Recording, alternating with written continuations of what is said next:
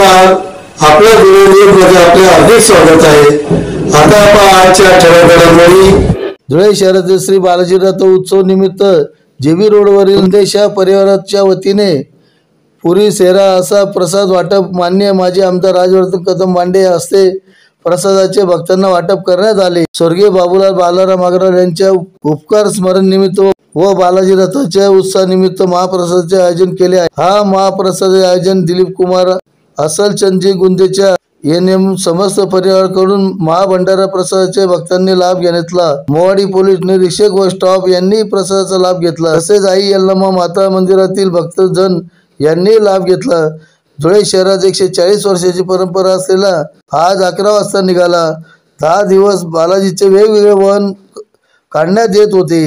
हजारो भाविकांनी बालाजी रथाचे दर्शन घेतले।